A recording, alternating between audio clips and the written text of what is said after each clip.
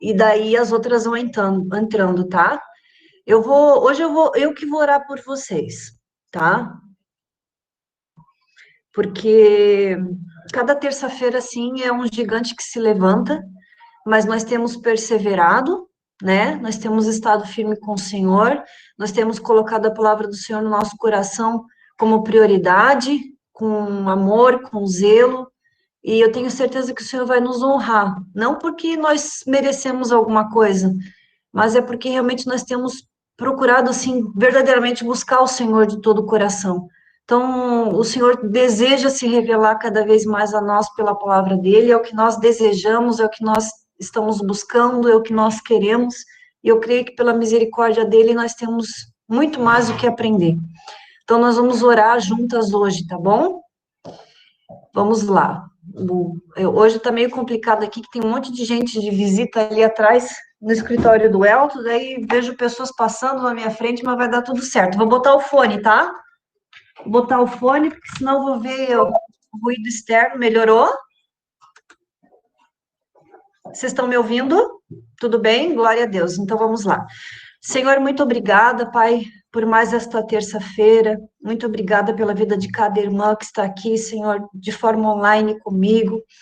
Obrigada, Pai, por cada uma delas que tem se dedicado a Ti, que tem reservado este momento, Pai, para aprender mais de Ti, para conhecer mais a Tua palavra, para estar em comunhão, Senhor, com a Tua igreja, Senhor, com as nossas irmãs. Te apresento cada uma delas e te peço em nome de Jesus, que o Senhor venha neste momento com refrigério na alma, com bálsamo no espírito, que o Senhor tire da mente, dos corações, toda inquietação, toda perturbação, toda preocupação, em nome de Jesus. Repreendemos toda distração, toda intenção do inimigo, Senhor, com sofismas na mente, Senhor, com falta de entendimento, Senhor, com realmente distração, Senhor, com déficit de atenção. Repreendemos em nome de Jesus e te pedimos, Senhor, uma experiência sobrenatural esta noite. Uma experiência, Senhor, com uma palavra rema, uma palavra libertadora, transformadora, Senhor, que realmente vai entrar em nosso coração, Senhor, e transformar as nossas vidas em nome de Jesus. Sobre cada uma delas, Espírito Santo, que haja um entendimento extraordinário, revelador do teu poder, da tua palavra, de intimidade contigo, de cumplicidade contigo, Espírito Santo. Esteja neste momento abrindo entendimento e os corações de cada irmã minha, Senhor. Fala conosco, faz o teu querer. Conversa conosco, ministra o que nós precisamos aprender de ti, onde nós precisamos melhorar, através de que exemplo, Senhor, nós devemos nos espelhar, Senhor, para sermos parecidas contigo, sermos imitadoras de Cristo, como diz a tua palavra. Em nome de Jesus, nos ajuda, Senhor, a permanecer firme, Senhor, na caminhada contigo, a não olhar as circunstâncias ao nosso redor, mas prosseguir firme para o alvo de cruz, a não olhar, Senhor, as situações que nos rodeiam, Senhor, mas olhar para a cruz, Pai, cruz que a tua palavra diz que para o mundo é loucura, mas para nós ela é poder de Deus. Em nome de Jesus, que o Senhor seja o autor e consumador da nossa fé, que não sejam circunstâncias, que não sejam problemas, Senhor, que venham fazer com que nós desanimemos, Senhor, nessa nossa caminhada contigo, Senhor, mas possamos crescer em experiências, em cumplicidade, em intimidade, em poder contigo, Senhor, em nome de Jesus, e que assim seja, nesta constância, nesta firmeza, nessa perseverança, nesta persistência até o final, até que o Senhor venha nos buscar. Em nome de Jesus, abençoa cada uma da minha irmã aqui presente de forma sobrenatural. Em nome de Jesus, Pai. Nós não estamos fisicamente, Senhor, presentes, Senhor, mas espiritualmente em unidade contigo, Senhor. Tira o cansaço da minha irmã que trabalhou, a preocupação do coração, da mente da minha irmã neste momento, em nome de Jesus. Somente o nosso entendimento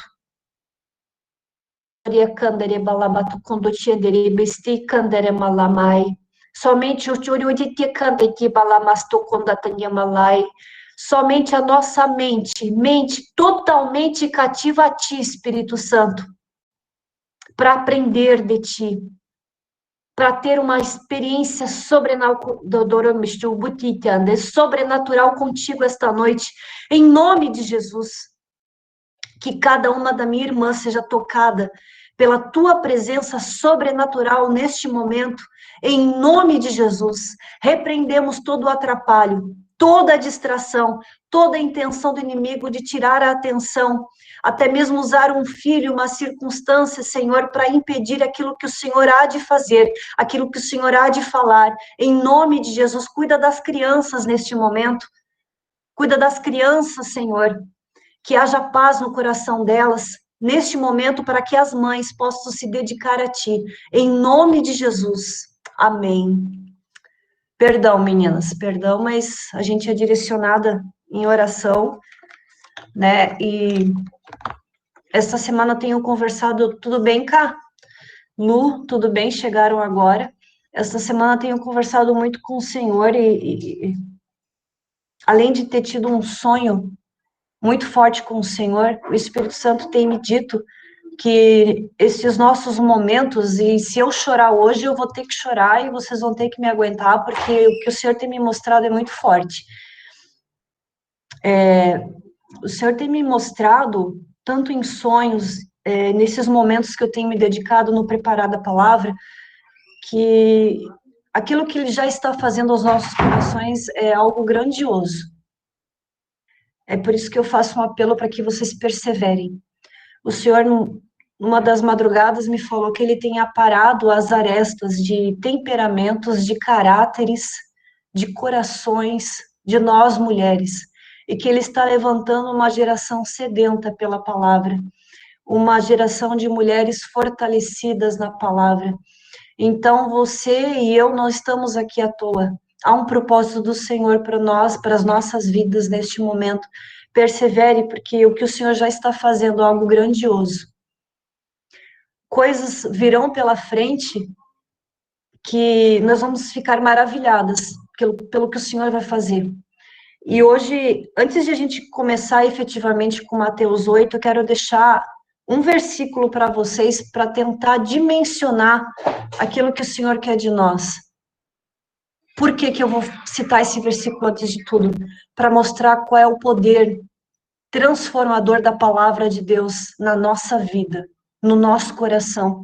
Está lá em Hebreus capítulo 4, versículo 12. Eu queria que antes a gente começasse com Mateus 8. Olha, a Cleo voltou. Cleo, glória a Deus pela tua vida, viu? Não desistiu, né, Cleo? Essa guria doida, né? Okay. Aqui falando toda terça-feira, seja bem-vinda, minha linda. Glória a Deus, ela tem perseverado, ainda bem que ela não olha para a gente, né? Olha para a palavra.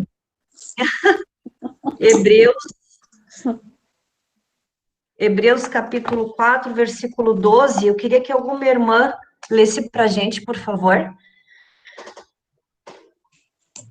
sobre o que é a palavra de Deus.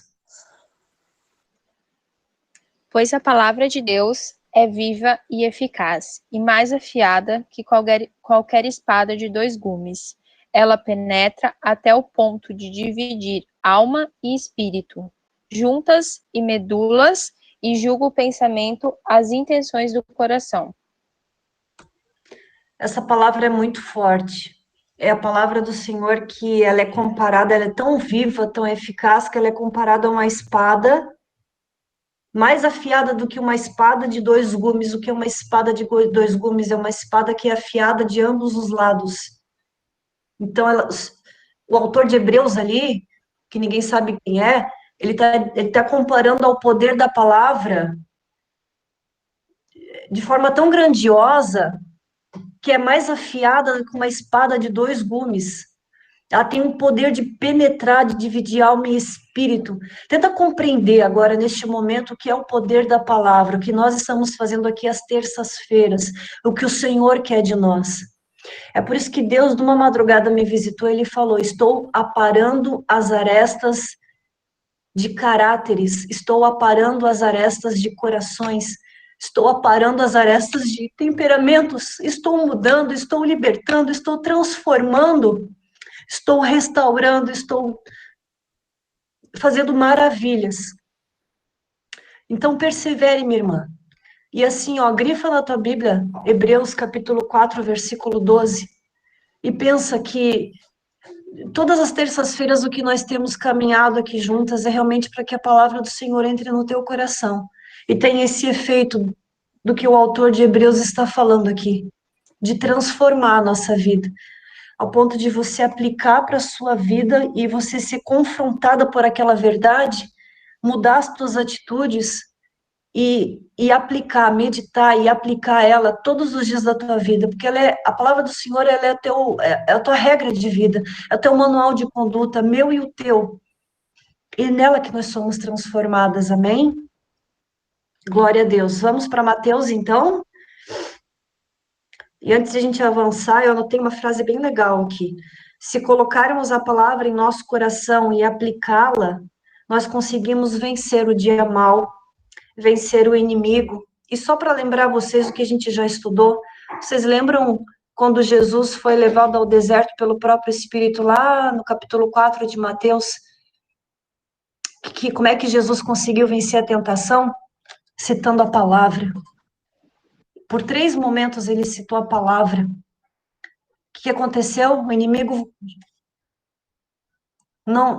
não teve poder, o inimigo ele saiu, ele se retirou. O Senhor Jesus, levado pelo Espírito ao próprio deserto, foi lá, permaneceu firme, lembrou da palavra. Quando você tiver um dia mal, quando você passar por uma situação ruim, quando você estiver numa provação, numa experiência, a palavra de Deus que te alimenta, que te sustenta, que me alimenta e que me sustenta, vai nos dar essa condição de força, de sobrevivência espiritual diante de qualquer circunstância. É a palavra de Deus. Então, só para lembrar, lá depois, releia capítulo 4 de Mateus, onde Jesus, por 3 momentos, citou a palavra do Senhor, e nós precisamos aplicar a palavra na nossa mente e no nosso coração, em nome de Jesus, amém? Vamos para Mateus 8, tudo bem, gente? Tem uma aqui, a Aninha tá com visita. Eu falei, ué, tem uma porta ali. É a Aninha que tá com visita. Glória a Deus. Eu vou tentar não falar muito hoje em nome de Jesus, né? Mas é o Senhor quem faz todas as coisas. Mateus capítulo 8. Vocês lembram que semana passada, nós fizemos um bate-papo um pouco temático sobre submissão, mas nós havíamos ido até o final do sermão de Jesus, né, que é o capítulo 7, e agora, efetivamente, a gente vai ver, então, situações, maravilhas, milagres, de tudo que Jesus fez ministerialmente para se comprovar realmente que os profetas haviam anunciado ele na condição de Messias, na condição de Salvador, de Redentor, né? Então, a gente vai ver um pouquinho do livro de Isaías, onde diz que Jesus ele ia curar os cegos, libertar os cativos, que ia fazer até com que coxo, manco saltasse, são coisas tremendas assim que Jesus fez, e nós vamos ver juntas isso. Então, a gente vai ver que a partir de agora, anota isso no teu resumo, a partir de agora são evidências, na verdade, eventos, evidências, tá? Para que o povo de Israel reconhecesse em Jesus como Senhor, como Redentor, como Salvador, como Libertador. A partir de agora, então, são fatos, são evidências. Por que fatos e evidências? Porque nas Escrituras que os judeus tanto preservavam, tanto anunciavam, lá nessas escrituras estava escrito que era necessário que o Messias realizasse tais milagres, tais maravilhas, para realmente estar dentro dessa condição de libertador, de salvador. Então, Jesus veio, né? Eu vou tirar o fone, não dá. Melhorou, gente? Tá ruim assim? Não. Posso falar, senão eu me escuto aqui, fica terrível. Então, Jesus veio para cumprir a palavra, lembra que a gente conversou? A lei, não para revogar, mas veio para realmente cumprir a lei, né? Justamente para reafirmar aquilo que os profetas haviam anunciado sobre a existência dele. Então, a partir de agora, aliás, do capítulo 8 até o 12, a gente vai ver evidências e fatos de que Jesus realmente era Senhor, realmente era salvador, realmente era libertador e realmente era redentor, tá? Abre comigo, anota antes de tudo uma referência de Isaías, capítulo 35, do versículo 5 ao versículo 6. Tá tudo bem aí, gente? Aí, Isaías, capítulo 35, do 5 ao 6. Os profetas e Isaías, lembra que a gente vai chegar um momento que a gente vai estudar esses livros, os profetas maiores, os menores, né? Eles haviam anunciado, então, e os judeus esperavam pelo Messias, pelo Salvador, por este Redentor. E os profetas, então, eles já tinham anunciado isso. Isaías anunciou muito bem a pré-existência do Messias. Ele já havia profetizado tudo o que o Messias faria e que esses sinais realmente confirmariam que ele era aquele tão esperado Salvador e Libertador. Mas, infelizmente, os judeus não o reconheceram. Não o reconheceram, a gente vai ver biblicamente de que forma não o reconheceram, assim como não o reconhecem Jesus até hoje, tá? Então, só para a gente ir lá para o capítulo 35, perdão, Isaías havia profetizado que o Messias abriria os olhos dos cegos, abriria os ouvidos dos surdos, faria o coxo e o manco saltar, e a língua dos mudos cantar. Vamos comigo lá para 35. Todo mundo já encontrou? Só eu que não tinha aberto ainda? Misericórdia. Fiquei falando e não abri. Alguém pode ler para mim, por favor? Então saberão os cegos e se desimpedirão os ouvidos dos surdos. Os coxos saltarão como servos, e a língua dos mudos cantará, pois águas arrebentarão no deserto e ribeiros no ermo. Então, realmente foi uma profecia através de Isaías, né, do que faria o libertador, do que faria o Messias, e os judeus teriam que, então, reconhecer esses sinais para reconhecer a existência de Jesus como este Messias. Eu acho muito lindo o versículo 3 e 4. Olha lá o 3 e o 4, não é lindo? Que é realmente uma promessa, assim, de uma felicidade, uma glória, né, para Jerusalém. Oi? Oi, amor. Desculpa, Cléo, misericórdia, ainda bem que vocês têm para me ajudar. Fala, Amore. Então, é que caiu a minha conexão aqui e eu perdi a parte que foi lida ali. Tá bom, a gente lê de novo, é Isaías, capítulo 35, o versículo 5 e o 6.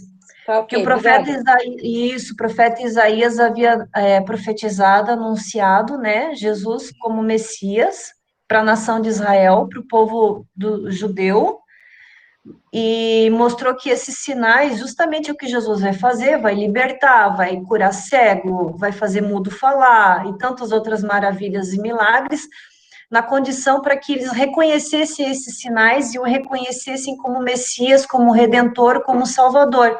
E a gente vai ler lá que Isaías já tinha falado isso no Velho Testamento, para confirmar isso aqui no Evangelho de Mateus. Lembrando que o Evangelho de Mateus é o evangelho mais judaico que tem, como testemunho ocular, que traz questões e aspectos da lei para confirmar a autenticidade de Jesus como Messias, tá?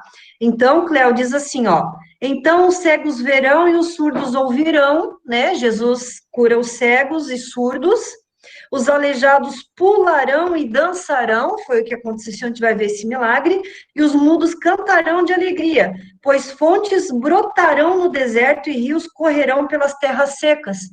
E eu acho muito bonito também o versículo 3, que diz assim, ó, fortaleçam as mãos cansadas, deem firmeza aos joelhos fracos, digam aos desanimados, não tenham medo, animem-se, pois o nosso Deus está aqui, ele vem para nos salvar e ele vem para castigar os nossos inimigos. Esses dois versículos é muito bonito. Então, com base nas escrituras, acompanha comigo, com base naquilo que os líderes judaicos tinham, os escribas, os fariseus, né? Lembra que a gente já estudou um pouquinho dos líderes judeus? Que os escribas copiavam a lei e que era ensinada, recitada nas sinagogas, né, para que o povo tivesse acesso à lei de Moisés. Então, com base nas escrituras que o povo tinha acesso, que o povo ouvia falar através dos escribas, dos líderes nas sinagogas, eles tinham uma breve noção do que Jesus faria, ou, aliás, do que o Messias faria, porque o profeta Isaías tinha dito que os cegos enxergariam, que os mudos ouviriam e que os coxos pulariam de alegria, né? Saltariam. Então, eles tinham, na verdade, um embasamento, um registro do que o Messias faria em relação a milagres, a maravilhas, a libertações e tanto mais. Mas quando Jesus veio e se apresenta, então, como aquele que vai cumprir a lei, lembra? Vai cumprir a lei, não revogar, não acrescentar nenhum i a mais, nada, mas para cumprir. Jesus, então, ele vai fazer exatamente aquilo, as maravilhas, os milagres que os profetas já haviam profetizado antes para comprovar a autenticidade dele como Messias, tá? E é isso que a gente vai ver daqui para frente. Eu acho uma coisa muito legal aqui, o que eu encontrei para vocês. Eu tinha até esquecido de falar isso. Daqui para frente, do capítulo 8 em diante, os acontecimentos que a gente vai ver, os episódios que a gente vai ver de milagres, de maravilhas, eles não estão na ordem cronológica, tá? Lembram que a gente já conversou um pouquinho que a Bíblia também não está na ordem cronológica, a forma como ela está disposta, né? Pentateuco, históricos, poéticos, enfim, ela não está na ordem cronológica. Esses acontecimentos que a gente vai ver daqui para frente também em Mateus não estão na ordem cronológica, mas sim temática, né? Estão por temas. Tanto é que a gente vai ver a cura de um leproso e depois, logo em seguida, a gente vai ver um centurião, né, que era um militar romano, com uma fé inacreditável, uma fé inabalável, conversando com Jesus para que ele curasse o servo dele. Aí você pode pensar assim, mas como de forma tão rápida? Jesus, ele termina o Sermão do Monte, está diante de multidões, a palavra do Senhor diz, as multidões no final do capítulo 7 reconhecem a autoridade de Jesus, reconhecem que as palavras de Jesus tinham poder, que havia algo diferente em Jesus, e daí Jesus se aproxima dele um leproso desesperado pedindo cura. E essas multidões estavam ali acompanhando esse milagre, mas logo em seguida me aparece um militar romano pedindo para que Jesus, mas como assim tão rápido? Não, que mais uma vez eu repito que não estão na ordem cronológica, a gente só vai ver por temas, assim está disposto no Evangelho de Mateus. Eu vou citar também para vocês este milagre, este acontecimento, em outros evangelhos, porque também são testemunhas e podem estar escritos de forma um pouco diferente em outros evangelhos. Então, vamos lá.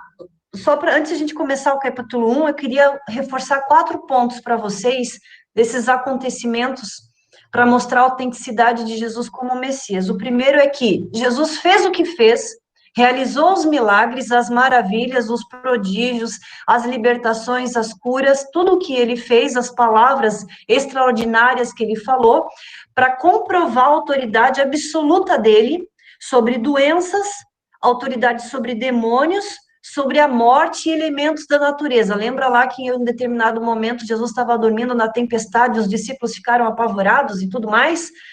Então, uma autoridade absoluta de Jesus sobre tudo isso. Por que eu estou afirmando isso para vocês? Porque era uma das condições que os judeus precisavam analisar e reconhecer Jesus como Messias. Estou falando muito rápido? Estou falando muito rápido? Não? Posso continuar? Ô, mana, Oi, amor. Só repete para mim a autoridade dele sobre... Sobre as doenças, sobre os demônios, porque eram condições que os judeus precisavam analisar nas escrituras para reconhecer se Jesus era realmente o Messias ou não. Então, Jesus tinha autoridade absoluta sobre doenças, demônios, morte e elementos da natureza. Aí, um segundo aspecto é que Jesus era Senhor absoluto na vida daqueles que o seguiriam. Essa era uma condição para que um judeu o reconhecesse como Messias. que ele fosse Senhor absoluto na vida daqueles que o seguiriam, daqueles que o seguem. A terceira condição, se eu tiver que voltar, não tem problema, vocês têm que me avisar só que eu tô pilhada aqui, que eu queria passar muitas coisas que eu estudei para vocês. A terceira condição, que a crescente rejeição de Jesus por parte dos judeus e da nação de Israel, né, e por parte de líderes religiosos, também seria um fato para que realmente ele fosse, porque os profetas, num determinado momento, falaram isso, que a própria nação o rejeitaria, né, a própria nação de Israel, o próprio povo de Israel o rejeitaria como Messias, como o rejeitam até hoje.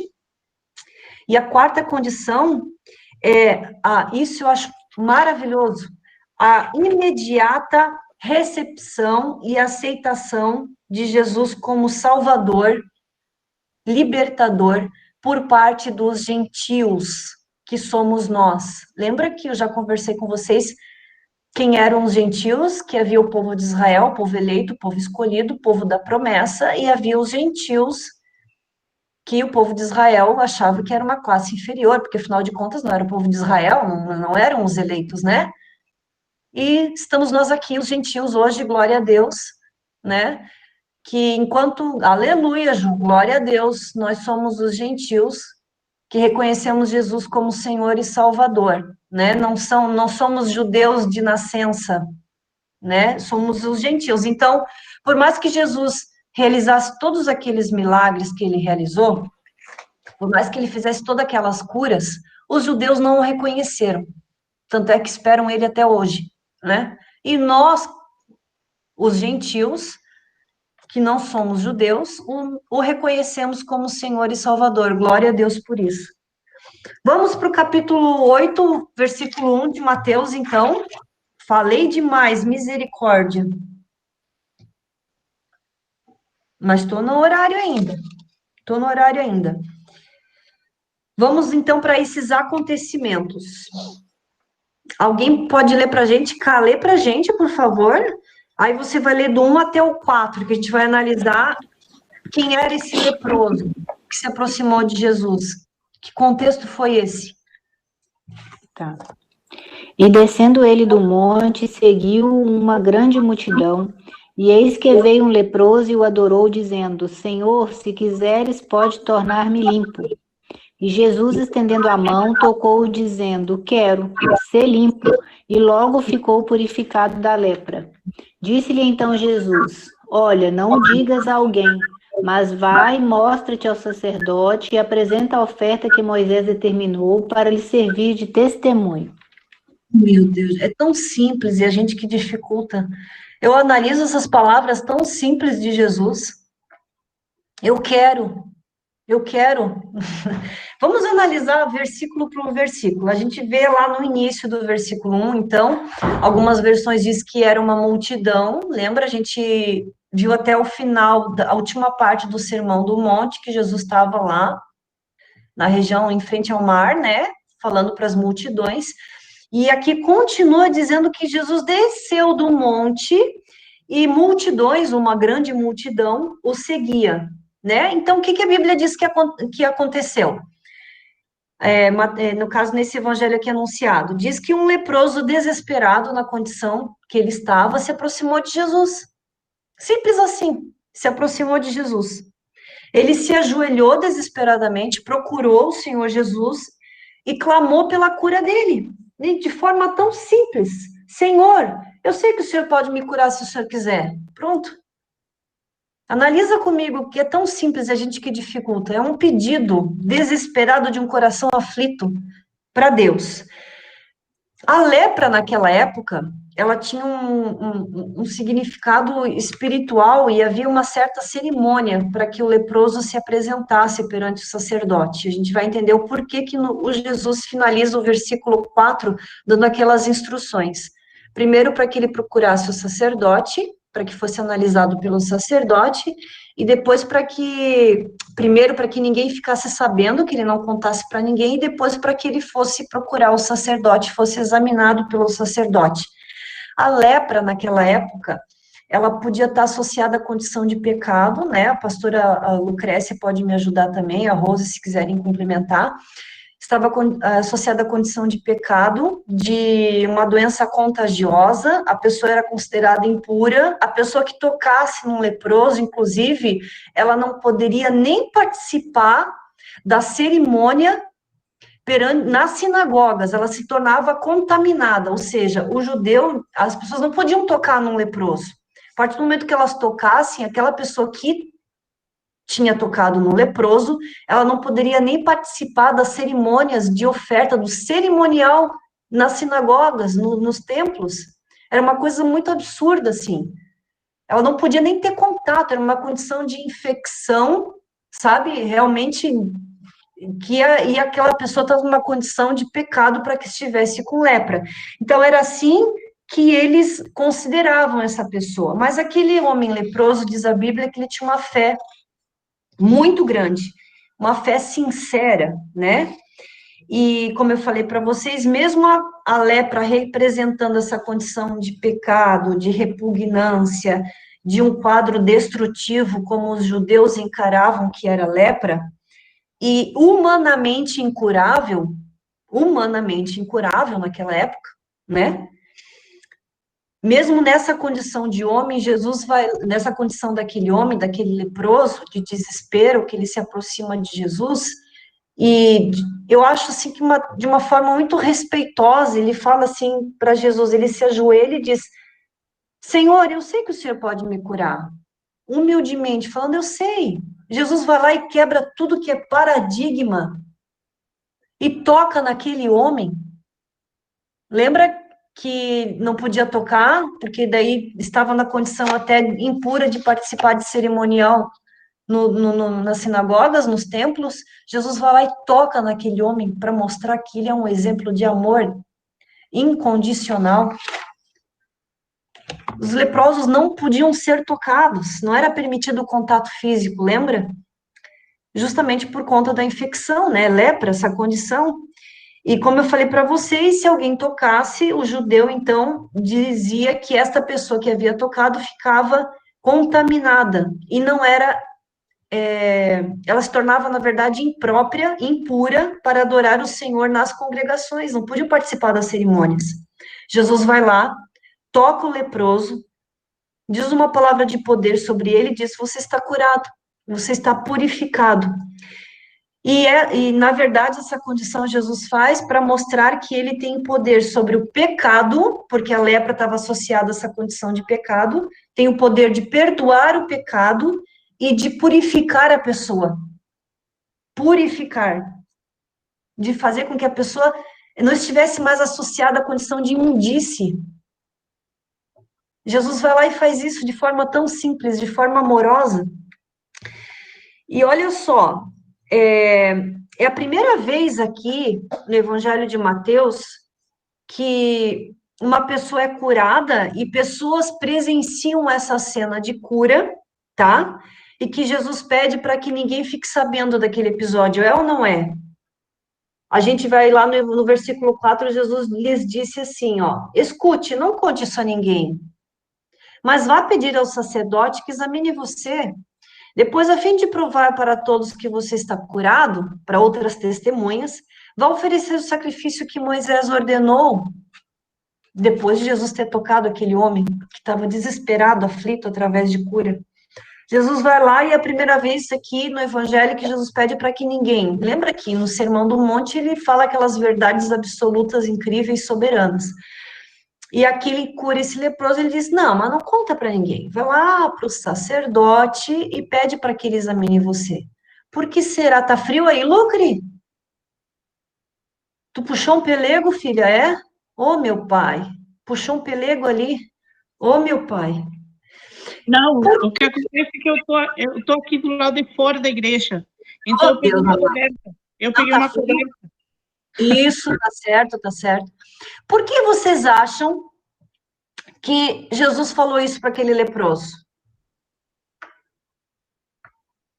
Não conta para ninguém, mas vai lá, assim como está na lei de Moisés, como está ordenado na lei de Moisés, se apresenta para o sacerdote e pede para que ele examine você. Por que será que Jesus fez isso?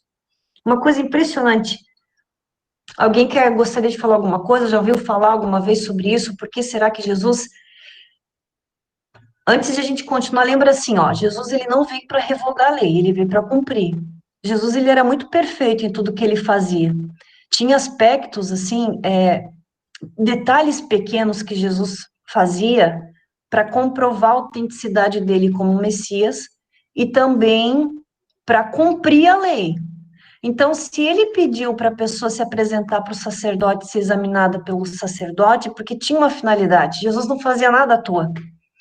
Jesus ele era perfeito em tudo que ele fazia. Sabe por quê? O sacerdote, para os judeus, ele estava na posição também de médico. Vocês sabiam disso? Ele atendia como um médico, conforme a lei de Moisés. Quando um leproso era curado, purificado, né, acreditava-se que aquele pecado, porque eles associavam a lepra ao pecado, aquele pecado, então, a pessoa tinha, quando ela era curada, ela tinha que trazer uma oferta ao sacerdote para ser declarado purificado no templo. Isso está lá em Levítico, capítulo 14, do 4 ao 6. Tinha um cerimonial de purificação quando a pessoa era curada por lepra. O sacerdote, aquele que cuida do templo, lembra? Ele tinha que examinar essa pessoa para ver se realmente a pessoa estava curada de lepra ou não. Se houvesse a cura, teria que passar por um ritual de purificação que está aqui em Levítico, conforme a lei de Moisés. Por isso que Jesus não falou aquilo, não deu essa instrução à toa. Havia uma finalidade para que se cumprisse a lei e para comprovar a autenticidade dele como Messias, porque tudo isso aqui seria analisado pelos judeus. Aí está lá em Levítico, capítulo 14. Se eu estiver falando muito rápido, vocês pedem para eu parar. Eu tomei café, gente, faz pouco tempo, a pessoa tá assim, ó. Não posso tomar café essa hora. Sério, fico meio pilhada.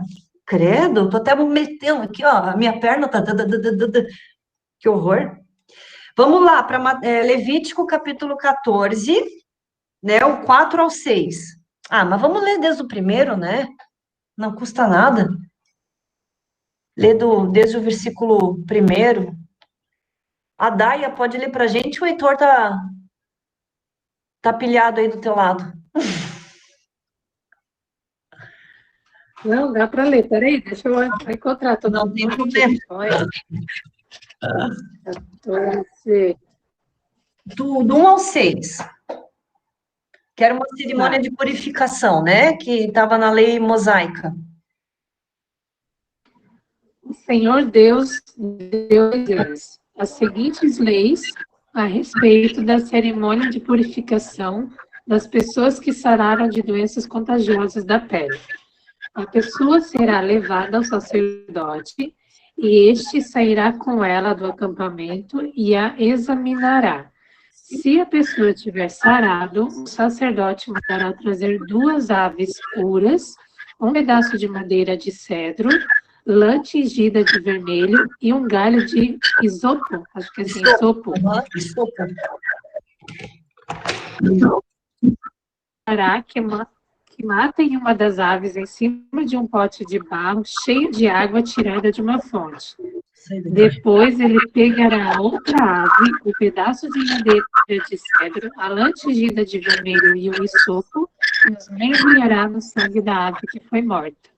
Uhum. Daí depois continua ali a questão da cerimônia de purificação, que depois, né, o capítulo 7, em seguida borrifará com sangue 7 vezes a pessoa que está sendo purificada e declarará que ela está pura.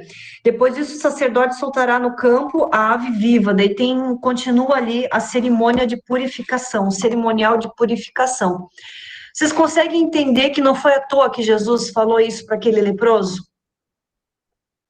Porque Jesus disse assim, ó, para ele e para as testemunhas que estavam lá, que presenciaram aquilo, e depois para as testemunhas que estariam no templo, para comprovar que efetivamente aquele leproso foi curado.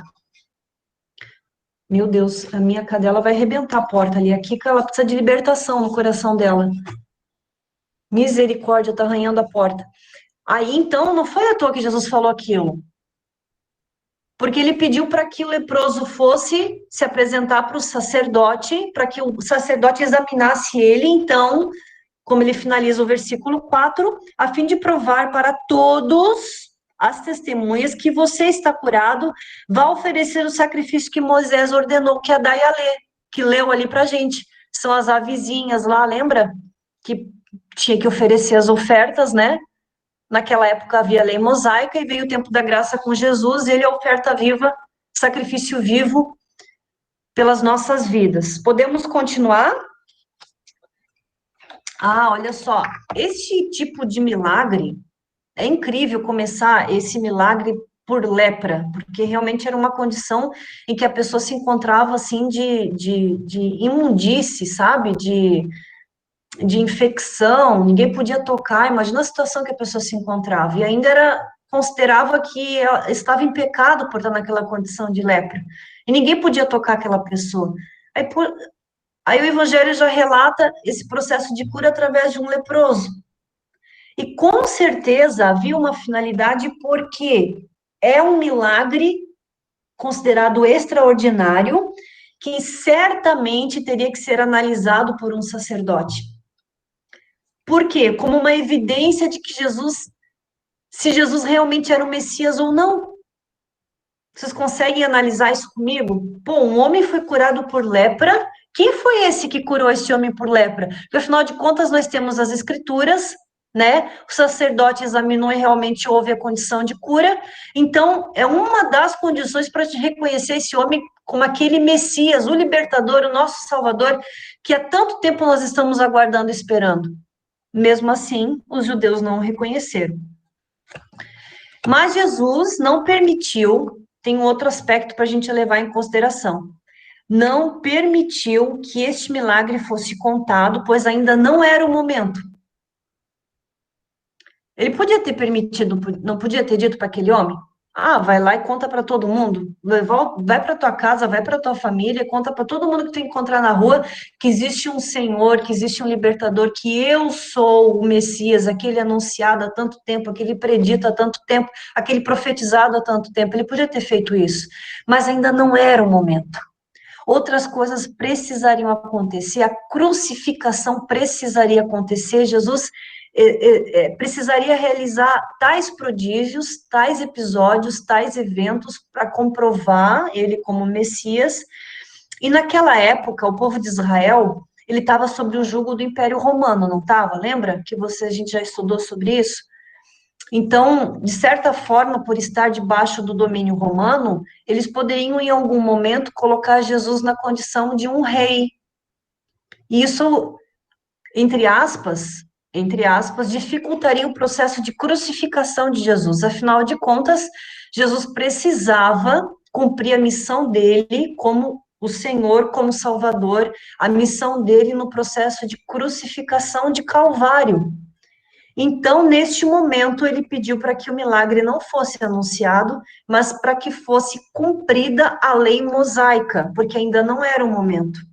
Porque realmente a fama, o poder de Jesus, numa determinada circunstância, chegou num ponto tão alto que as pessoas o seguiam, vocês sabem, as maravilhas, os milagres, por onde Jesus passava, as pessoas tocavam na capa, eram curadas, era uma coisa, assim, impressionante. Se a gente vai analisar todos os milagres de Jesus. Então, as pessoas ouviam falar de Jesus e iam ao encontro dele, mas ainda não era o momento. As pessoas poderiam colocar ele na condição de rei para fugir do jugo do Império Romano, e era necessário que se cumprisse o processo de crucificação, porque Jesus tinha uma missão aqui na Terra, que era me salvar e que era te salvar. Vamos avançar, então, no próximo milagre, tudo bem, gente? Tô correndo um monte, né? Quer fazer uma laboral aí? Faz uma laboral aí, ideia. Faz uma laboral. Faz aí. Quer fazer um xixi? Eu espero também. Tudo bem, gente? Quer tomar uma água, Lucre? Quer fazer um xixi? A gente espera, não tem problema. Glória a Deus. Vamos continuar, então. Espera aí, então, que eu vou abrir a porta para minha cadela, senão ela me arrebenta a porta inteira. Espera aí.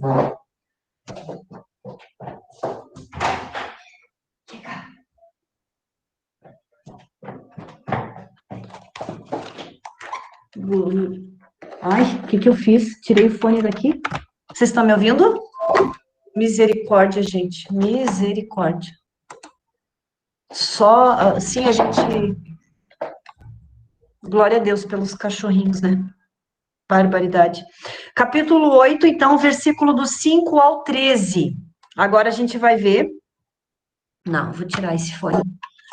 O poder de Jesus sobre a paralisia, tá? Então, vou pedir para a Taninha ler para a gente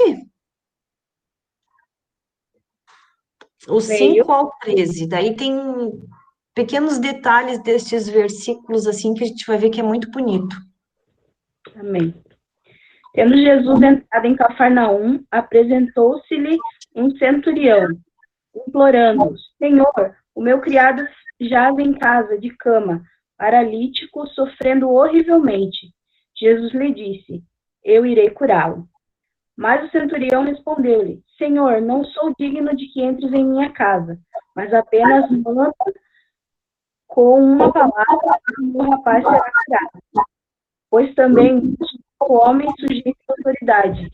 Tenho soldados às minhas ordens e digo a estes: vai, e ele vai. E a outro: vem, e ele vem. E ao meu servo: faz isso, e ele o faz. Ouvindo isso, admirou-se Jesus e disse aos que o seguiam: Em verdade vos digo que nem mesmo em Israel achei fé como esta.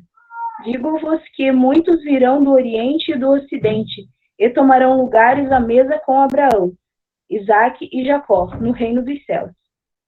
Ao passo que os filhos do reino serão lançados para fora, nas trevas, ali haverá choro e ranger de dentes.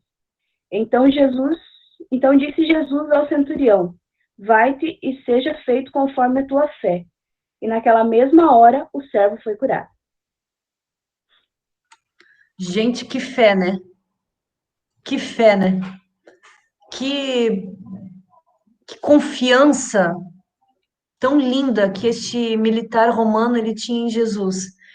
A gente saiu de um evento, de um episódio que comprovou a autenticidade de Jesus através do leproso que estava desesperado, que se ajoelha e pede a cura para Jesus. Jesus vai lá e diz: quero te curar. Simples assim. Toca naquele homem, né? Ele quebra esse paradigma do toque naquele leproso e toca no leproso. Pede para que aquele leproso não conte o milagre ainda, mas que se apresente ao sacerdote para ser examinado, para cumprir a lei de Moisés, o ritual de purificação de Moisés. E agora a gente passa para uma situação de um militar romano, de um centurião, que a gente considera um gentil. Então a gente sai do ambiente judaico e a gente vai para um ambiente gentil. Então a gente vê uma fé extraordinária nesse centurião, que era um oficial militar romano, que comandava cerca de 100 homens, né, na posição que ele se encontrava, e que ele ouve falar de Jesus e se aproxima de Jesus. E a gente vê ali, ó, a Bíblia diz que Jesus entrou na cidade de Cafarnaum, que ficava mais ou menos a 6 quilômetros de onde ele estava, lá com as multidões, quando ele curou aquele leproso, mais ou menos 6 quilômetros de... Misericórdia, minha filha. Não sei, não sei, filha. O teu celular? Não sei, filha. Não, a mãe não pode falar agora, tá, meu amor? Perdão, tá, gente? Então, Jesus, ele diz a Bíblia que ele entrou na cidade de Cafarnaum e esse oficial romano, né, se aproximou dele e pediu que ele curasse o empregado dele que estava com paralisia. Aí a gente vai ver uma situação impressionante, porque esse centurião, que não era judeu, ele era romano, gente, analisa comigo, né, ele não era da linhagem judaica, ele estava sob o domínio de Roma, era um gentil, era um forasteiro que ouviu falar do que Jesus poderia fazer, que ele era libertador, que ele era o salvador, e se aproximou dele. E a pessoa para quem ele pedia cura não estava nem ali com ele. Que fé é essa extraordinária que faz esse homem se aproximar de Jesus e pedir para que Jesus curasse o empregado dele? Que fé é essa? Olha só, de um forasteiro, de um gentil. Então, olha só, tanto o primeiro episódio quanto esse segundo episódio mostram um contraste, assim, ó, muito grande. Primeiro, o desprezo de Israel pela posição de Messias de Jesus, e depois esse oficial romano, né, que rapidamente reconhece a autoridade de Jesus. Lembrando que os eventos não estão na ordem cronológica, né? Com certeza, entre esses dois episódios, outros milagres, outros eventos aconteceram para que este oficial romano ouvisse falar de Jesus e procurasse ele, né? Porque você pode até ter lido algum dia esse um atrás do outro, nessa ordem, e ter pensado, mas como assim tão rapidamente este oficial romano ouviu falar de Jesus e foi à procura dele? Porque eles estão na ordem temática do acontecimento, relatados na ordem temática. Então, olha só, do versículo 7 ao 9, aquele centurião, aquele oficial romano, ele reconheceu a autoridade extraordinária de Jesus, a ponto de dizer que ele não era digno que Jesus entrasse na casa dele, e disse, mas se você ordenar, porque eu, né, eu acho muito lindo, Jesus se coloca à disposição para o encontro daquele empregado na casa, e daí disse, eu vou lá curar ele. Daí ele disse, não, Senhor, eu não mereço que o Senhor entre na minha casa. Dê somente uma ordem ao o meu empregado ficará bom. E ele disse, eu também estou debaixo da autoridade de oficiais superiores e tenho soldados que obedecem às minhas ordens. Eu digo a um, vá, e ele vai. Digo ao outro, vá, venha cá, e ele vem. E também digo para o meu outro empregado, faça isso, e ele faz. Bastava uma ordem, uma palavra de Jesus para aquele homem, para que o milagre acontecesse. O que eu aprendo e o que você aprende com isso? Um exemplo de fé que nós precisamos colocar em prática. De uma fé inabalável, porque nós nos enquadramos nessa condição de gentios, de forasteiros, né, que não fazemos parte do povo judeu. Por que não conseguimos exercer uma fé como esta fé desse centurião, deste militar romano? Por que é tão difícil? Por que a gente olha tanto as circunstâncias? Por que a gente olha tanto ao nosso redor? Por que a gente enxerga tantas situações ao nosso redor e não consegue reconhecer esse princípio de autoridade? Basta uma ordem, uma palavra e as coisas acontecem. Mesmo se a gente não enxergar, aquele homem estava longe do servo, estava longe do empregado. Diz a Bíblia que Jesus já estava a 6 quilômetros de distância do lugar onde ele já estava quando ele curou o leproso. Já estava lá em Cafarnaum, quando tudo isso aconteceu. E eu acho muito lindo o versículo 10 ao versículo 12, que a gente vê uma condição de Jesus, que a gente vai encontrar 2 vezes no Evangelho de Mateus. Aliás, nos 4 evangelhos. Diz a Bíblia aqui no versículo 10 que quando Jesus ouviu isso, né, que o centurião falou para ele, basta uma palavra sua, uma ordem, e aconteceu, pronto. O versículo 10 disse assim, ó, quando Jesus ouviu isso, ficou o quê? Muito admirado, e disse aos que o seguiam, ficou admirado. Eu afirmo a vocês que isto é verdade, eu nunca vi tanta fé, nem mesmo entre o povo de Israel. Sabe qual foi a segunda vez que Jesus ele fica nessa condição de admirado? Anota aí. Está lá em Marcos capítulo 6, versículo 6. Para contrastar essa situação de povo judeu, povo gentil, forasteiro, que é considerado, né, pelo povo judeu. Marcos capítulo 6, 6. Vai dizer que Jesus também fica admirado numa situação. Mas a gente vai ter que ler desde o versículo 1, né, para entender o contexto. Marcos capítulo 6, 6, tá? E a gente vai ler desde o versículo 1. Quem que Não. A Grace leu pra gente já, Grace, hoje não. Não, né, Grace? Você quer Li, mas eu leio. Lê pra gente, então, desde o versículo 1. Jesus prega em Nazaré, é rejeitado pelos seus. Tendo Jesus partido dali, foi para a sua terra e os seus discípulos o acompanharam. Chegando o sábado, passou a ensinar na sinagoga. E muitos, ouvindo, se maravilhavam, dizendo: de onde vem a estas coisas? Que sabedoria é esta que lhe foi dada? E como se fazem tais maravilhas por suas mãos? Não é este o carpinteiro, filho de Maria, irmão de Tiago, José, Judas e Simão? E não vivem aqui entre nós suas irmãs? E escandalizavam-se nele. Jesus, porém, lhes disse: não há profeta sem honra, senão na sua terra, entre os seus parentes e na sua casa. Não pôde fazer ali nenhum milagre, senão curar uns poucos enfermos, impondo-lhes as mãos. Admirou-se da incredulidade deles. Contudo, percorria as aldeias circunvizinhas a ensinar. Isso, a minha versão diz assim, no versículo 6, e Jesus, né, ficou admirado com a falta de fé que havia ali. E esse versículo tão conhecido por nós, que profeta em sua própria casa não tem honra, né? Jesus não foi reconhecido pelos seus, Jesus não foi reconhecido pelo povo judeu. Profeta em sua própria casa não tem honra. Diz aqui, neste momento, que Jesus também ficou desta forma, e ele ficou admirado, numa circunstância que, com esse centurião, com a fé daquele homem, que bastava uma palavra e o empregado dele seria curado.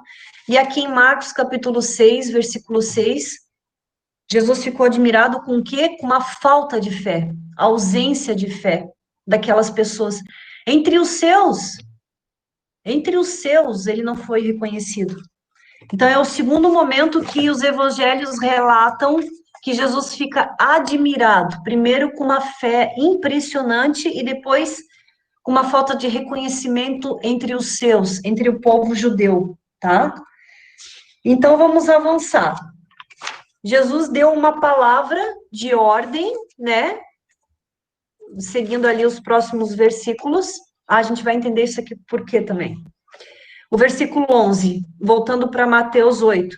E digo a vocês que muita gente vai chegar do leste, ou oriente, ou ocidente, do leste ou do oeste, e se assentar à mesa do reino do céu com Abraão, Isaque e Jacó, os patriarcas, Abraão, Isaque e Jacó, e o 12, mas as pessoas que deviam estar no reino, que é o povo de Israel, serão jogadas fora na escuridão. Ali vão chorar e ranger os dentes de desespero. Desespero. Seu oficial, vá para casa, pois será feito como você crê. E naquele momento o empregado do oficial romano ficou curado. Quem são os filhos do reino que Jesus está dizendo aqui? Jesus, só para lembrar, encontrou fé naquele oficial romano, não encontrou fé entre o povo de Israel, entre os seus, né? E ele ainda deixa claro aqui, no final desses versículos, que no reino dos céus, os gentios, nós faríamos parte, né, do reino dos céus, neste mundo que nós vamos fazer parte, que nós vamos desfrutar, inclusive de uma comunhão com os grandes patriarcas, Abraão, Isaque e Jacó. E Jesus falou aquilo naquele momento para comprovar, tudo que Jesus falava era para comprovar a autenticidade dele como Messias, como Senhor, como Libertador. Ele cita os patriarcas para comprovar que ele tinha sabedoria para comprovar realmente que ele estava ali. Ele, o Messias, estava na frente deles e as pessoas não o reconheciam. Por onde ele falava, tinha discípulo, tinha pessoas, ele era observado, ele era analisado, ele era esmiuçado, ele era estudado, as pessoas olhavam para ele, Jesus ia lá e quebrava tudo que era paradigma e religiosidade realmente para confrontar, sabe? Confrontar as pessoas que viviam numa religiosidade, mas que nunca tinham se convertido de coração. Jesus fazia isso. Tanto é que a gente vê curas no sábado, não podia, e Jesus ia lá e curava, e salvava, e libertava, e perdoava pecados no sábado, e os líderes estavam ali o tempo todo observando ele, o tempo todo observando ele para ter alguma coisa para que pudesse para acusar Jesus, para prender Jesus. Ele vai lá, ele toca no leproso, ele vai lá, ele reconhece a fé daquele gentil, daquele soldado romano, e depois ele reconhece a falta de fé entre os seus, e aqui ele diz, então, que os filhos do reino, os judeus, seriam lançados, olha que forte isso, gente, seriam lançados nas trevas, onde haverá choro e ranger de dentes, né? Os judeus, os filhos do reino, considerado judeus por nascimento, povo escolhido, como a gente falou, que professavam Deus como Senhor, mas de coração nunca tinham se arrependido.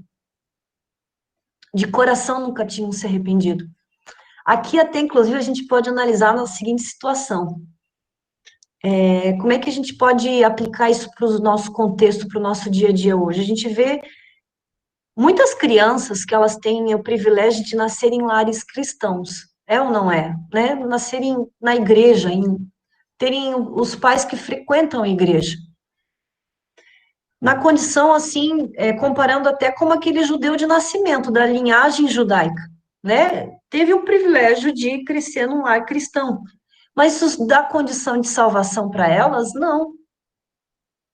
Elas precisam se arrepender verdadeiramente, com sinceridade, reconhecer, ter realmente um novo nascimento dentro delas, uma conversão genuína, entender o evangelho, entender o sacrifício de Jesus na cruz, não só porque elas cresceram no lar cristão, ou porque elas frequentam uma igreja.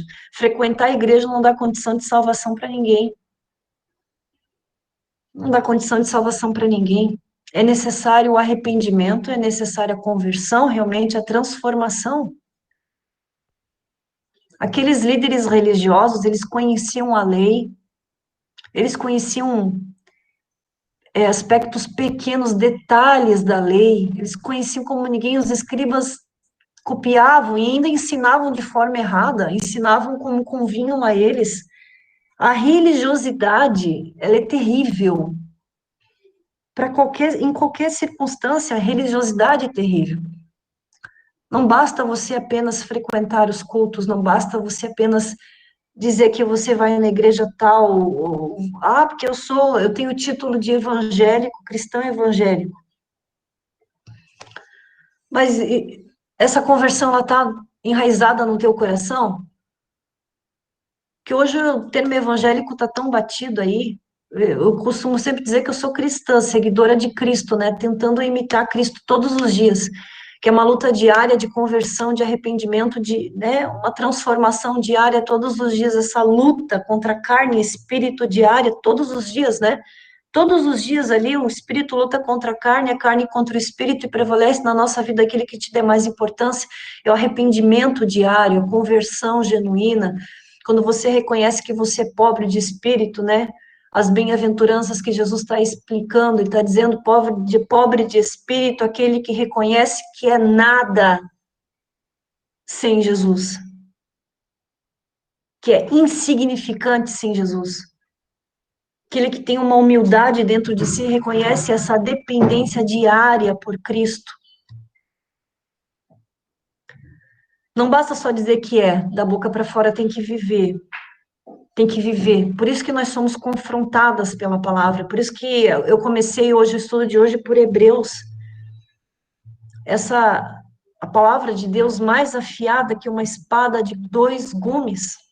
Dos 2 lados, ela penetra lá no fundo, ela divide alma e espírito, ela confronta, ela transforma, ela liberta, ela restaura, ela muda. É impressionante. E aqui Jesus foi muito claro e disse, olha, os filhos do reino, eles vão ser lançados nas trevas, onde haverá choro e ranger de dentes. Mas os gentios, eles podem sim desfrutar da comunhão com os patriarcas, e ele cita, vocês lembram, né? Abraão, Isaac e Jacó, a descendência, é citado os grandes patriarcas. Para os judeus, citar os grandes patriarcas era uma coisa muito importante. para comprovar a autenticidade do que estava escrito na lei mosaica, do que estava escrito nas escrituras. Estava lá, registrado nas escrituras. E o versículo 13 finaliza, então, vá para casa, pois será feito como você crê. Falou para aquele oficial romano. Coisa linda, né, Jesus? Gente, né? Meu Deus. Vamos analisar mais uma cura? Porque eu não quero me estender muito hoje, porque semana passada eu judiei de vocês, né? Mais uma cura que também foi profetizada pelo profeta Isaías. Tá frio, né? Tudo bem, Taninha?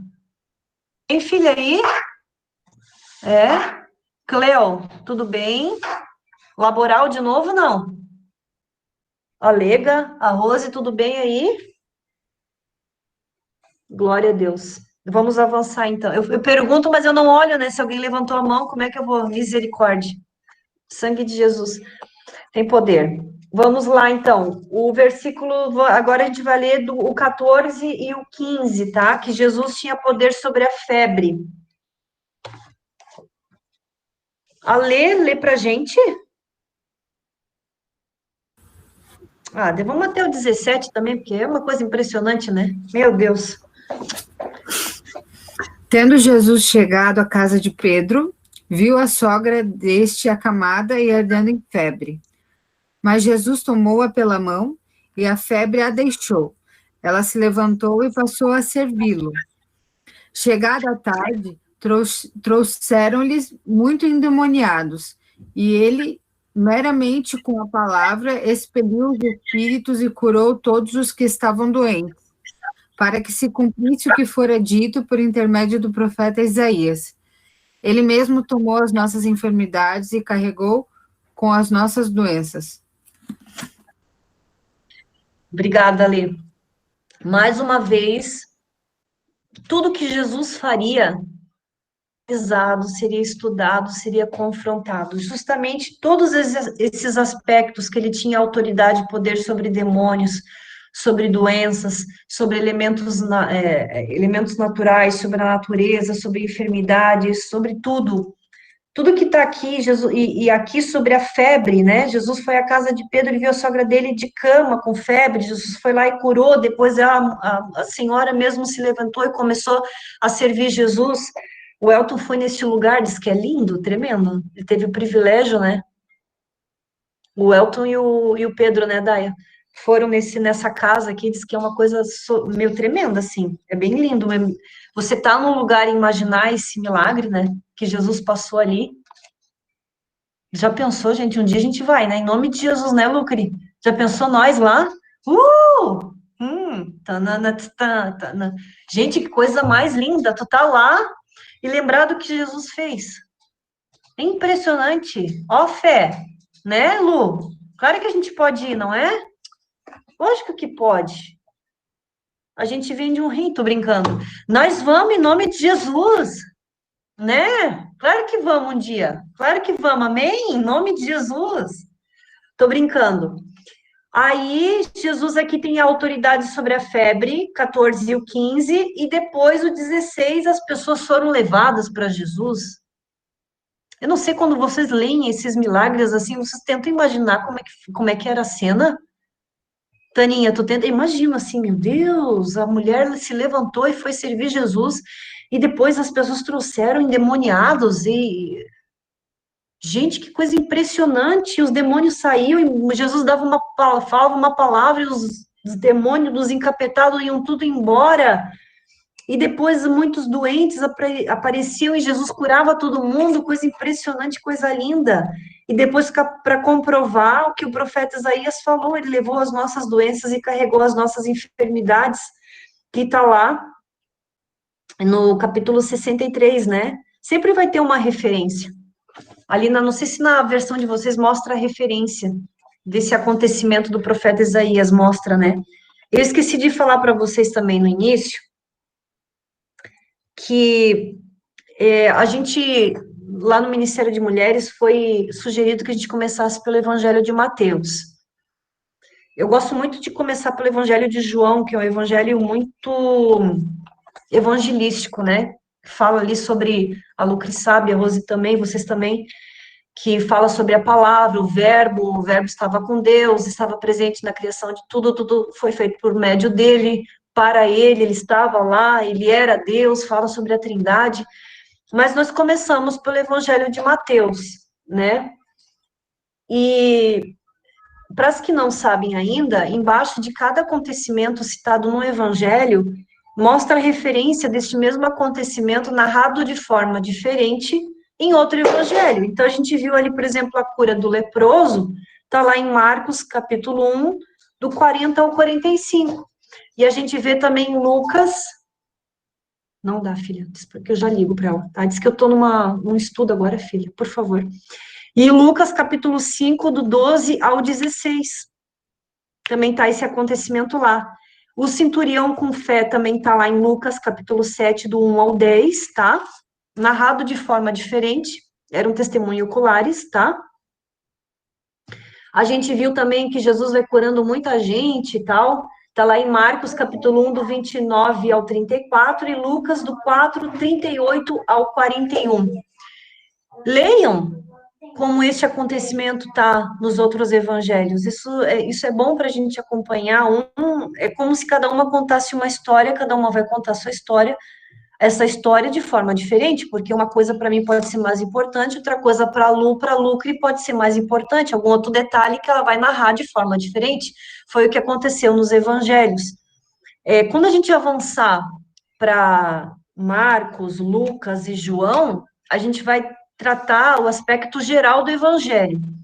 Talvez para a gente poder avançar depois para as epístolas, a gente vai decidir, ou mesmo para Romanos, a igreja primitiva em Atos, a gente vai passar por esses outros evangelhos de forma geral, e os acontecimentos, então, vão estar registrados daqui para frente, como eu vou passar para vocês. Alguns não vão, tanto é que vocês viram que Jesus ficou admirado com que ele não foi reconhecido como profeta em sua própria casa, somente no Evangelho de Marcos, né? Vocês não viram isso? Em outro evangelho, não viram. Os evangelhos, eles são assim, tá? Então, alguns vão estar em Lucas, outros vão estar em Marcos, outros vão estar em Mateus e Lucas, e assim que vai acontecer, tá? Tudo bem, gente? Eu não queria me estender muito hoje, porque semana passada foi até 10 para as 10 da noite, e a gente tem uma previsão de 1h30, né? E eu vou convidar 4 irmãs, a gente tem 15 minutinhos, 4 irmãs para me falar o que chamou mais a atenção delas do que tudo que a gente conversou hoje. Não adianta a gente avançar muito, tem tanta coisa linda para falar depois, que Jesus acalma a tempestade, tanta coisa, né, para a gente aprender.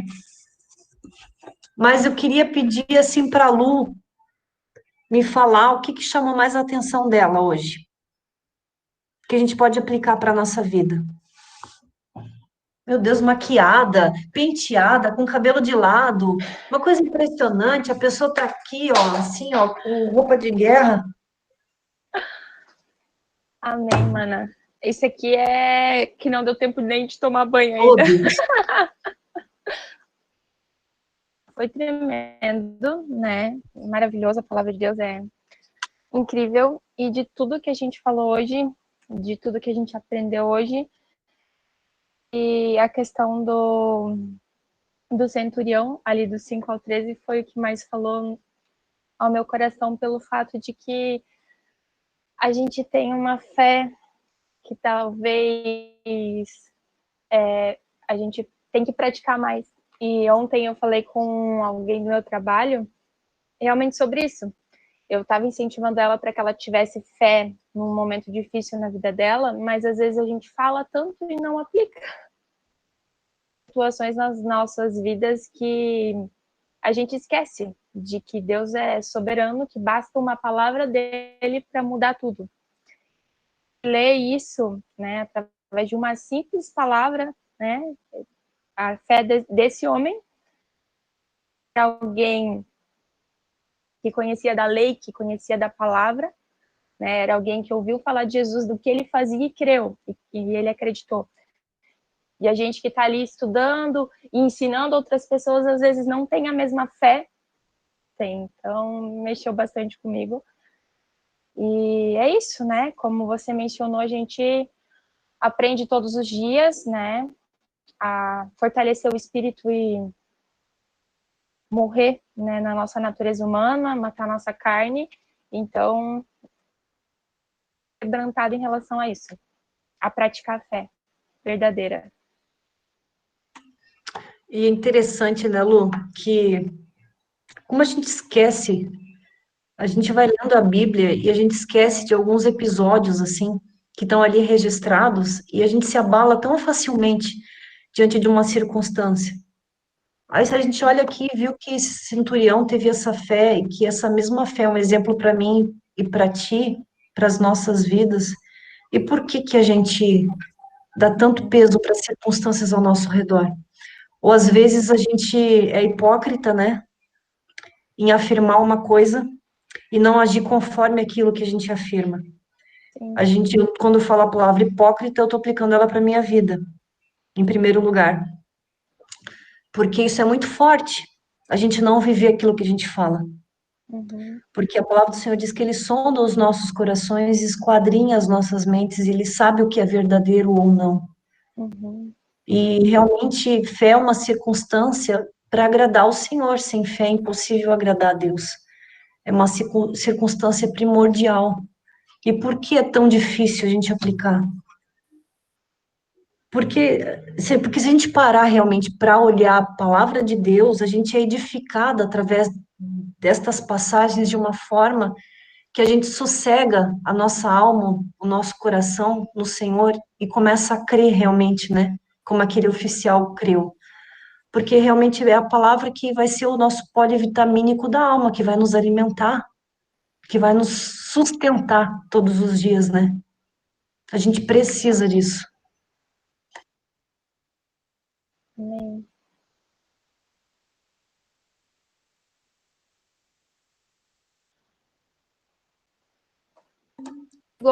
Isso. Posso escolher uma pessoa? Alguém gostaria de falar? Não quero, eu quero que vocês fiquem à vontade. Eu queria que mais três irmãs comentassem o que falou mais forte hoje o estudo. Cá, vou escolher. Vou falar então. Para mim me chamou muita atenção também essa questão aí da fé do centurião, mas eu fiquei muito impressionada com essa questão do leproso, quando você falou assim, pedido de um coração desesperado, né? E é só dizer eu quero, né? E às vezes a gente tem tanta dificuldade de chegar para as pessoas e falar para as pessoas de Jesus, né? E é só ela dizer eu quero, né? Então isso me tocou muito, assim, me tocou muito mesmo, porque quantas pessoas à nossa volta não estão com o coração desesperado? E elas não sabem o que fazer, para onde ir, e é só a gente falar, ensinar para ela, fala eu quero, né? Ele está ali. Né? Então isso me chamou muita atenção e eu fiquei já pensando em algumas pessoas assim, sabe? Então isso veio direto assim no que eu estou vivendo no momento, no processo com a minha família, de salvação da minha família e tal. Então isso foi muito forte para mim, muito, muito mesmo. Para mim também foi bem forte, assim, cara. A gente complica as coisas. O evangelho é muito simples, né, Lucre? É a gente que complica as coisas. É a gente que torna as coisas religiosas. Todas nós estamos passando por alguma circunstância na nossa vida. Existe aquilo que nós apresentamos para o Senhor sabe o que nós precisamos, o que nós queremos, o que nós temos buscado. Mas muitas vezes a gente dificulta tanto o processo e é só chegar, chorar, abrir o coração e dizer, Senhor, o Senhor sabe, eu preciso disso. E assim como a Lu, essa pessoa no trabalho, assim como a Karina lida com isso todos os dias, pode ser alguém ali do nosso lado que está nessa condição de desespero desse leproso, e a gente não consegue perceber, porque olha somente para nós mesmas. Basta só dizer, Senhor, eu preciso. Aquele homem se aproximou desesperadamente, se ajoelhou e pediu, Senhor, tu podes curar, tu podes fazer. E daí Jesus, tá bom, então, eu quero. Simples assim.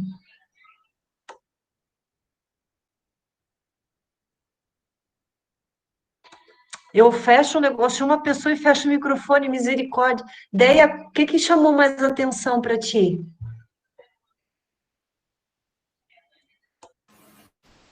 Então, diante de todas que já falaram, eu acredito foi a questão da fé, né? Chamou mais atenção é que o centurião não foi pedir para ele foi pedir para uma outra pessoa. Ele alcançou um terceiro. No nosso PG, a gente tem um costume, na verdade, eu tenho um costume de pedir para eles fazer a oração final, né? Nós fazemos os pedidos de oração e fazem a oração final. Justamente para criar neles esse hábito de intimidade com Deus, de falar e usar a fé, né? Orou pela Cleo e a Cleo foi curada, sabe? Assim, foi algo tão glorioso, assim, porque eles veem que é só pedir, é simples assim, é só chegar até Deus e pedir, né, as coisas. A Cleo está aí como testemunha, né, Cleo?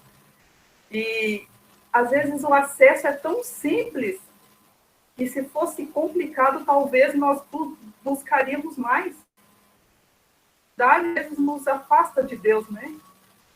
É, assim, coisa tão pequena, tão singela, tão... O simples, eu estou falando com um amigo, com uma amiga, é assim que eu vou falar com Deus, vou abrir meu coração.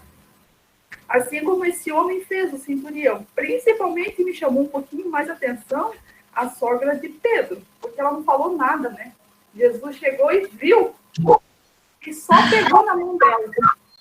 Oh, meu Deus! Ele, além de nós só chegarmos e pedirmos, às vezes a gente nem precisa pedir. Ele já conhece, né? O que está aqui, o que está aqui. E resolve, assim, é algo tão glorioso, sabe? E eu passei por uma experiência, assim, hoje. Então, meu Deus, hoje eu estou completamente, assim, quebrantada diante desses testemunhos aqui. Glória a Deus. É verdade, né? A mulher estava lá com febre, coitadinha. Aí Jesus aparece, é porque o Senhor sabe que nós estamos precisando, né? E é bem isso mesmo. Aquele centurião intercedia por uma pessoa, né? Bom, eu ia chamar uma pessoa, tranquei meu microfone de novo. Lucre, pastora Lucre.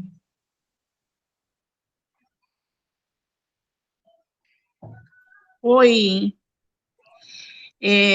Eu estava assim, Senhor, eu queria tanto falar acerca disso.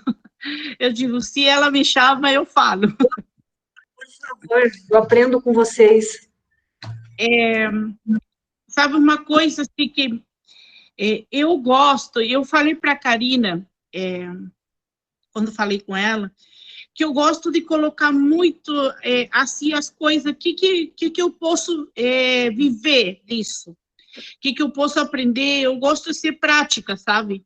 Eu não tenho essa facilidade que tu tem de aprender, de ensino, tudo, eu sou mais prática, eu sou bem oposta, mas eu acho maravilhoso os que conseguem.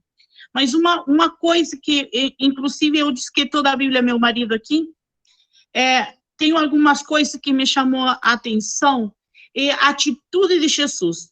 Tu vê que na situação do leproso, ele disse, tu podes purificar-me, e ele disse, quero, seja purificado.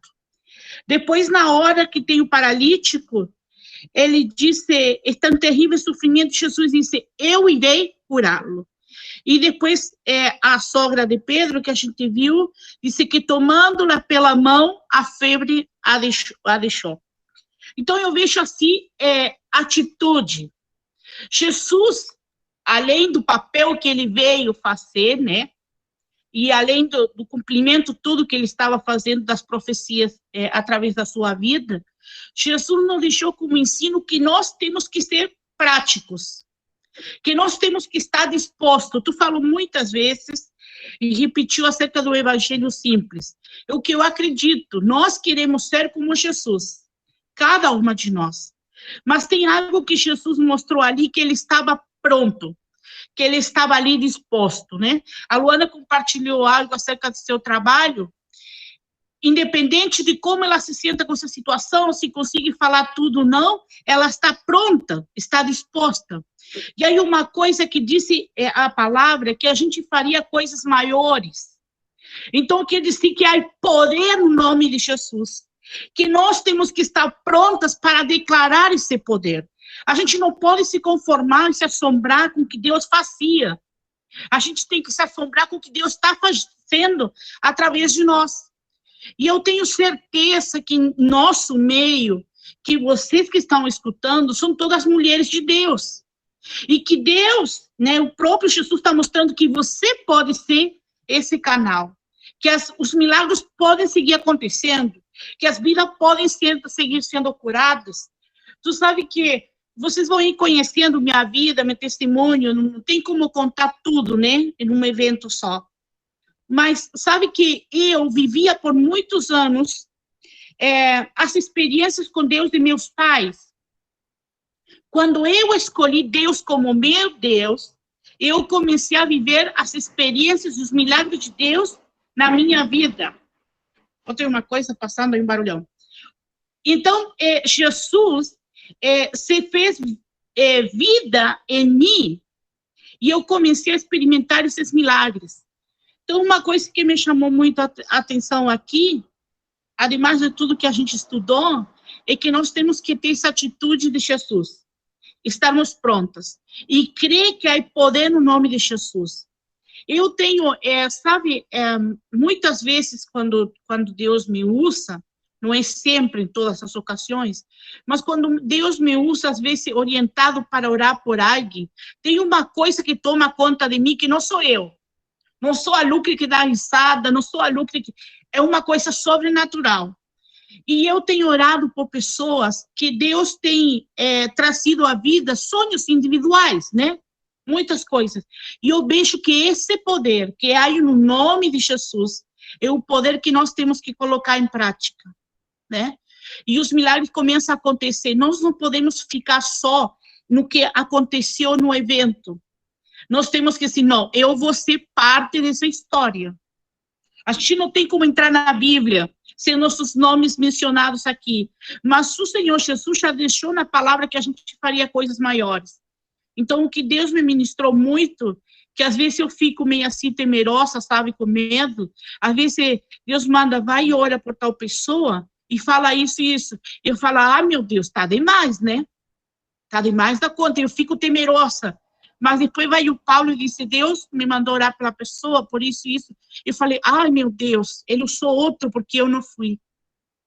Então, a gente tem que ser realmente, corajoso. Porque Jesus fez coisas que muitas pessoas julgaram e prejuzgaram, né? Mas nós estamos basando-nos na palavra de que nós podemos fazer coisas maiores, que há poder no nome dele. Não é a Carla, não é a Lucre, não é ninguém que pode fazer nada além do nome de Jesus. Então, isso é uma coisa que me ministrou muito. Só. Glória a Deus, exatamente isso. Essa prontidão, né, Lucre? Pastora Lucre, essa prontidão que todos nós temos que ter, né? O eis-me aqui. E é impressionante, é uma sintonia com o Espírito Santo, assim, é muito grande, né? E como a Deia falou, já ela passou por uma experiência, né? A Lu passou por uma experiência, e eu tenho certeza que cada uma de nós aqui, o Senhor falou de uma forma. A pastora Lucrece também para falar sobre essa atitude, né? Que as mesmas coisas, né? Os sinais acompanhariam, a Bíblia disse, as mesmas coisas podem ser feitas através das nossas vidas, né, pelo poder que é o nome de Jesus, o nome que está acima de todo nome, o qual todo joelho se dobra, toda língua confessa que Ele é o Senhor e Salvador. Esse poder maravilhoso no nome de Jesus, né? Amém, meninas? Glória a Deus pela vida de vocês. Viu? Alguém mais gostaria de comentar mais alguma coisa? Manas, Taninha? só Oi, amor. falou, desde ontem, Deus tem falado muito ao meu coração. Não sei se é algo que vai acontecer, se está acontecendo, mas de que Ele é o mesmo. Que o que Ele fez, né, e a gente tem acompanhado, começou hoje, na questão dos milagres, mas que ele é o mesmo, né? O mesmo que cumpriu todas essas coisas na palavra, né? O nome dele é poderoso para fazer hoje ainda. Isso que você mencionou agora tocou no meu coração de falar, né? Porque pode ser para minha vida ou para alguém aqui, que ele é poderoso para fazer infinitamente mais, como a pastora Lucrécia também mencionou, porque ele não mudou. Glória a Deus, exatamente. O mesmo ontem, hoje e sempre, né? O grande eu sou, aquele mesmo Deus poderoso que libertou o povo do Egito, é o mesmo Deus presente hoje, né? Glória a Deus por isso tudo. Que você possa praticar, como a pastora Lucre falou, a Karina falou, estar disposta a olhar a necessidade das pessoas, aprender com esta fé desses dois homens, entender a simplicidade do Evangelho, entender, ter uma comunhão, uma cumplicidade com o Espírito Santo, porque assim você está com o ouvido sensível para a voz do Espírito identificar, né, o que ele quer de você, o que o Senhor quer nos mostrar, o que nós precisamos aprender, onde nós precisamos ser mudadas, transformadas, edificadas, né. E a gente vai dar, então, seguimento na semana que vem, para mais um pouquinho do capítulo 8 de Mateus, amém? Taninha, tudo bem? Letícia, tá quietinha? Cléo, Grace, tudo bem? Alega, que tá estarrada no sofá, tudo bem, gente? Glória a Deus pela vida de vocês. Grace, tudo bem. Vamos orar, então? Vamos orar, e eu queria que alguém orasse pela pastora Paula, e orasse pelo processo dela lá na Itália, né, para que a gente tem clamado, assim, em nome de Jesus, para que seja um tempo recorde, esse trâmite já veio para o Brasil, agora precisa retornar para a Itália, o bispo está com as passagens compradas, para que logo eles estejam juntos, para que o Senhor cuide de todos os detalhes, das crianças e tal, e a Aninha, se quiser, já parou de gravar, né, Aninha, para não estender muito? Não? Tá gravando, glória a Deus. E a gente vai levantar um clamor pela vida dela, e por nós, para que a gente possa realmente estar disposta e a praticar o que nós aprendemos hoje, né? Essa instantaneidade, essa simplicidade do Evangelho, essa crer de forma tão simples que a gente precisa todos os dias, né? Amém? Quem que poderia orar pela pastora Paula para finalizar? Alguém gostaria de orar? Karina, ora para nós, então, Cá? Pode ser, por favor? Vamos lá. Por favor.